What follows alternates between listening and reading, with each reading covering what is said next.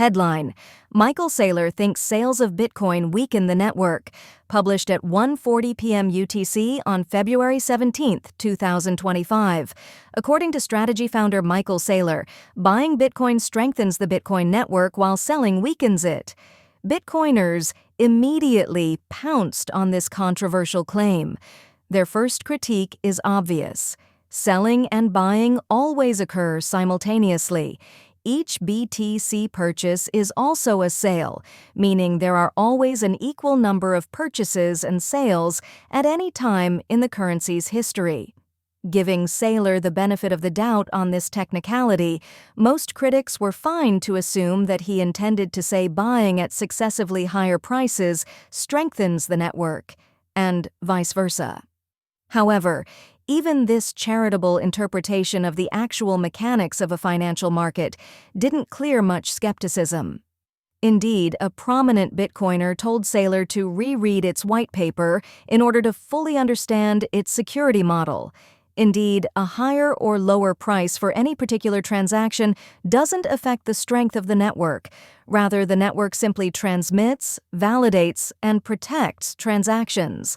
Bitcoin's white paper only describes a system for peer-to-peer online payments without a trusted intermediary.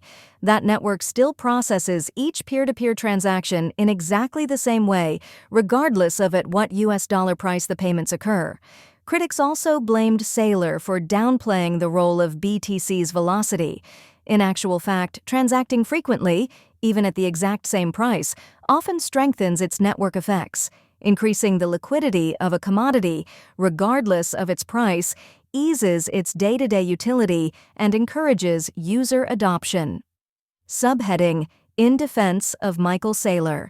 A final cohort of critics attacked Saylor over issues that stand apart from his core proposition. For example, some blamed him for promoting MSTR, a paper contract backed with some BTC plus various business assets. Others blamed him for using Ponzi scheme promotional language to talk about BTC. Of course, Saylor fans rallied to his defense, pointing out that obviously, the price of BTC transactions affects its market capitalization.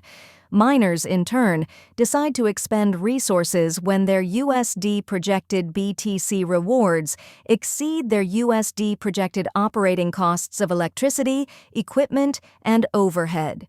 In this sense, buying BTC at successively higher prices incentivizes miners to use more hardware, expend more power, hash faster, and raise more capital. This does, in fact, strengthen the Bitcoin network. Whether this most charitable interpretation of Saylor's tweet absolves him of the many other errors is certainly not a settled matter on social media. The tweet earned millions of impressions and garnered thousands of mostly contentious replies. This recording is AI-generated. Get more crypto news at protos.com.